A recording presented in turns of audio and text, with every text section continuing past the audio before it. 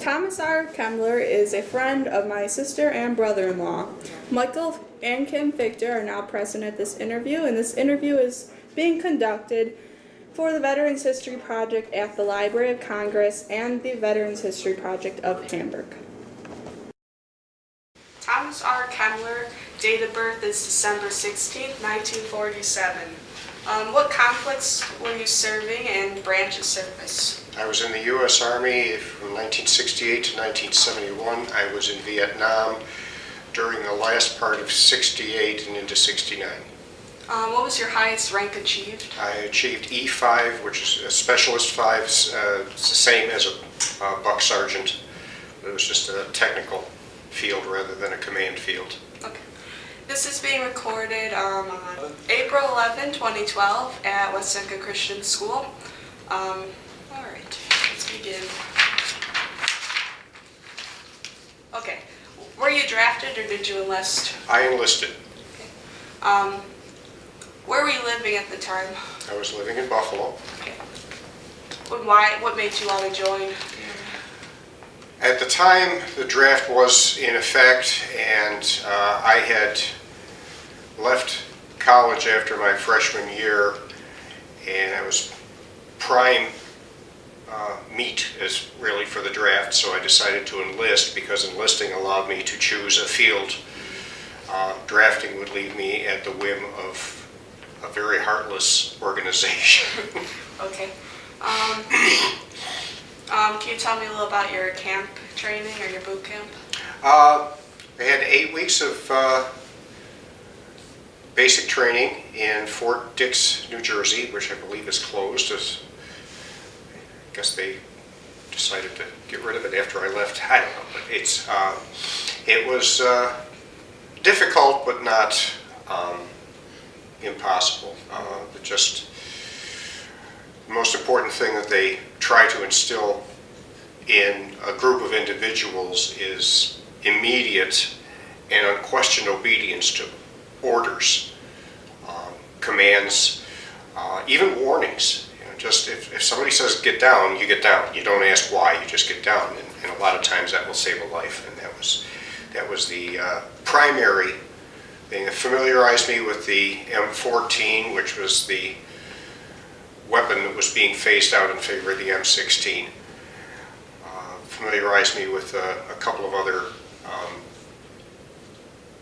weapon systems and a little bit of explosives and things like that. Just didn't train me on how to do much with them, just kind of familiar so I wouldn't get freaked out the next time I heard something go boom. Do you remember any specific instructors from boot camp? Yeah, Sergeant Segui. He was our second, and Sergeant Montez. It was interesting, he pronounced it Montez, but it ended with an S, not a Z. And I never understood, but he would sometimes tell us interesting stories of what happened to him when he was in infantry. Almost all drill instructors were infantry people.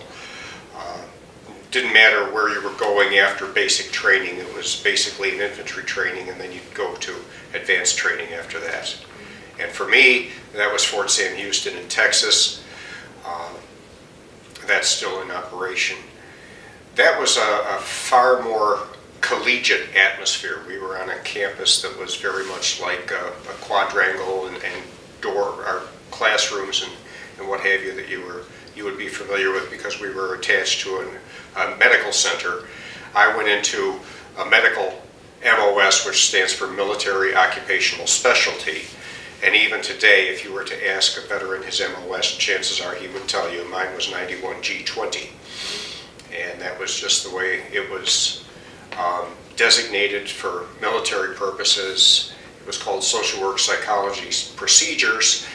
And in essence, I was trained to be the mental hygiene equivalent of a first responder. I was basically taught interview techniques and a little bit of test administration, leaving the test interpretations to people with college degrees. And all of us who were in that 91G20 served under a psychiatrist who was generally the head man of the clinic, a a social work and or psychology officer who had a degree in one of those two disciplines. Our job was to do intake interviews, things like that. And quite frankly, one of the reasons I chose that is because I thought the likelihood of my going to Vietnam was pretty slim, because I figured how many shrinks would they have in Vietnam. And I found out, 90. We graduated a class of 31 and 30 of us went right to Vietnam. Okay, so where exactly in Vietnam did you go? I was assigned to a small out camp. I was in the 9th Infantry Division and the 9th Medical Battalion. The headquarters of the division were in Dong Tam, which is in the Mekong Delta south of Saigon by about, I'm thinking something in the neighborhood of 30 to 40 miles, maybe more, just vague memories. I was assigned for the most part in a small outlying village called Tan An, which was probably another 10 or 15 miles from Dong Tam. And there was me and another social work specialist, and we were attached really to a MASH, a Mobile Army Surgical Hospital, which was nothing like the TV program, trust me. We did have doctors on staff. We had rudimentary medical equipment. We had a lot of what we did was just give shots to servicemen and locals. There was guard duty, there was various other things. I went through 2 weeks of basic medic training before I went to my specialty, so I was not qualified to be a medic, and therefore I did not go out into the field with units as they were in operations. But that didn't prevent the Viet Cong from every now and then lobbing an RPG in our general direction and causing us to go to red alert and jump into the bunkers and what have you. Those are always wonderful ways to wake up in the middle of the night. Okay, so what do you remember when you first arrived in Vietnam? Well, the first thing I remember was the clouds looked entirely different from anything I'd seen here, and there was a smell.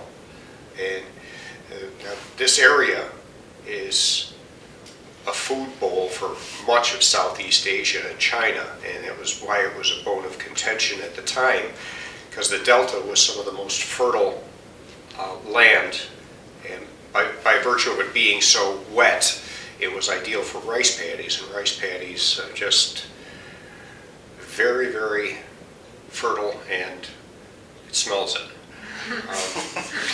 That's all I can say. And obviously, they did not have the same kind of sanitation facilities that we're used to here, so who knows what all animals and or people were doing what where.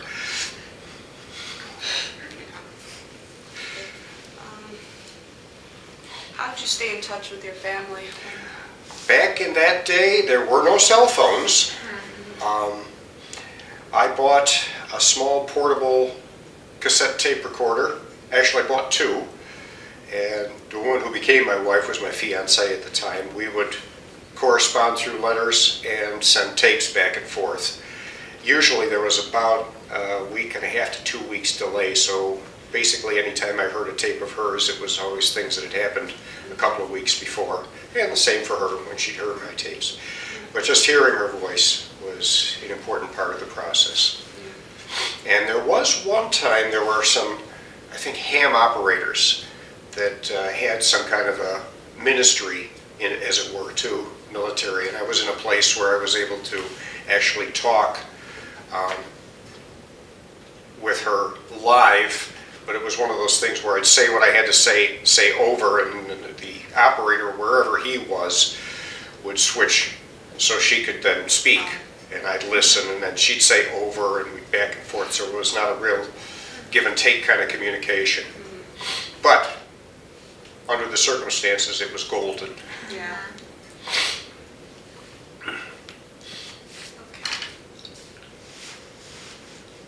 Did you travel anywhere while you were in the service? Yeah. While I was in Vietnam, I would travel periodically between Dong Tam and Tan An, and I would also, there was a couple of times that I met with colleagues in another small village called Tan Tru, which was nearby. And then for about a week, we had what we called a seminar, which really became a vacation at Cam Ranh Bay, which was known as the, I think, Riviera of Vietnam. And needless to say, it wasn't like the real one. But it was a nice little bay off the ocean. Got to learn how to body surf, and I got pneumonia there. I'll never forget pneumonia. Everybody said, "How did you get pneumonia in Vietnam?" I don't know, but it was easy. Okay.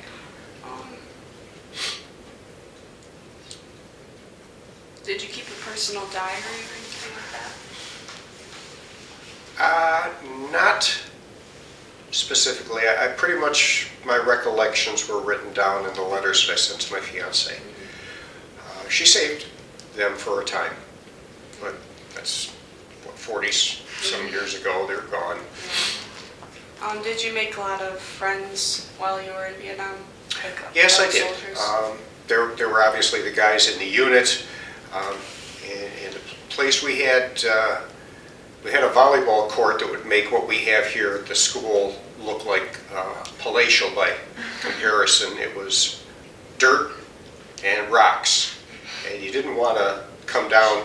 And I remember one time trying to go up and hit a ball over the net, and a much taller guy spiked the ball, and as I had my hand on the ball, he pushed down, and I ended up turning sideways and going straight down onto a couple of good-sized rocks. That was ouch. But we survived. We had a first sergeant. We called, every first sergeant I think is called Top, and he was about 6'5" and probably weighed nearly 350 pounds, and he would park himself in the middle of the court. And he couldn't move much, but he could get an awful lot of balls as they passed me. Just stick out a hand, stick out a hand. Those were fun times. We had a small basketball court, and we played 3-on-3 half court. That, of course, that was cement, so that was not the sort of thing you wanted to skid across either. Okay, Rough things, but we made do. Can you tell me about some of your most memorable experiences? Yeah, one of the most memorable experiences was also a real crisis for me. It was sad. My job, as I told you, was to interview people. We had a guy come in who was referred by his company commander because he was doing some kind of suicidal things, things that were overtly dangerous, things that any soldier, even first in the country, would know not to do.